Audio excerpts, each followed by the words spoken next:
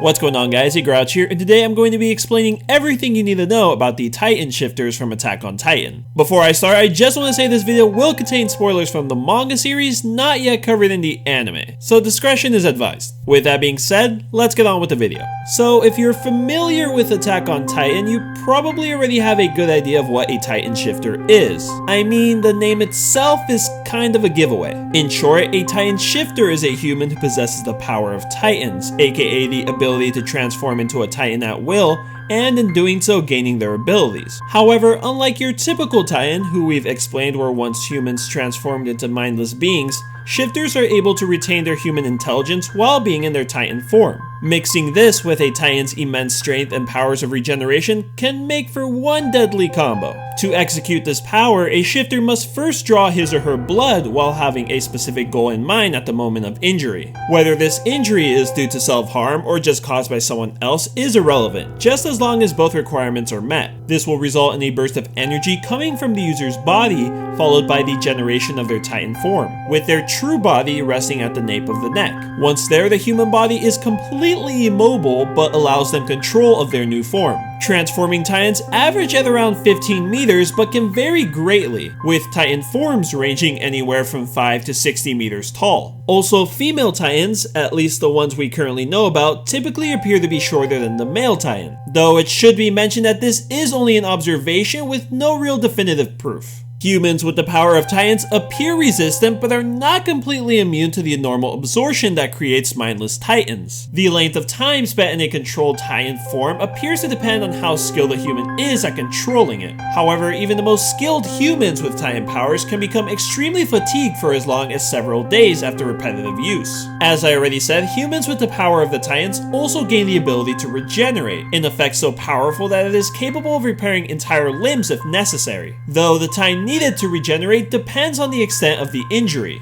Choosing to focus this ability on one specific area will result in a quicker regeneration than if you were to try to repair, say, multiple limbs. And though we have seen that a shifter is able to use this healing ability while in their Titan form, it usually takes much longer to regenerate than if they were to do so as a Titan. A human still has the ability to transform with injuries as severe as missing a limb, but only when a previous transformation has not occurred recently. If a human only recently emerges from their Titan form and receives injury, this person cannot transform again until said injuries have fully healed. With that said, killing one really is a tricky process, with the only surefire way of going about it being to sever the brain's connections with the rest of the body, though even this has proven to be ineffective at times. No spoilers on that though, I don't want to get too specific, but man do I really want to spill the beans. In my last video, I mentioned that Titan shifters were instinctively sought out by Titan normies for consumption, as successfully ingesting one, specifically their spinal fluid, will result in the transfer of power, allowing that Titan the ability to revert back to its original human form. For this reason, shifters are not safe even as Titans, as we've seen with Ymir, Annie, and Eren,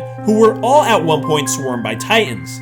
Since the power of Titans can only be transferred from one being to another, there are only ever 9 shifters at one time, each accompanied with their own unique abilities. For example, Bertholdt's Colossal Titan possesses significant control over its body, being able to release devastating gusts of steam on its enemies, and can completely evaporate from its gigantic form in mere seconds. Rainer's Armored Titan has, well, simply put, armor, and is able to harden most all of his body. Then there's Annie, who can pick specific parts of her body and harden them into crystal. Should a normal Titan consume a Titan shifter and gain their power, they will not retain the previous host Titan form, just all of its abilities. It is also worth noting that both the Titan forms of Raynor and Bertholdt did not experience any noticeable changes in the 5-year jump after the fall of Wall Maria, despite the fact that their human forms did age during this time, which could indicate that the aging of humans does not affect changes in the Titan form. And while it may seem like a pretty good deal at first glance, those who do inherit the power of Titans are also doomed to die in just 13 years after they are first acquired. This is something known as the Curse of Ymir, which causes the human's physical body to weaken until it perishes completely. Though more on that will be in a separate video.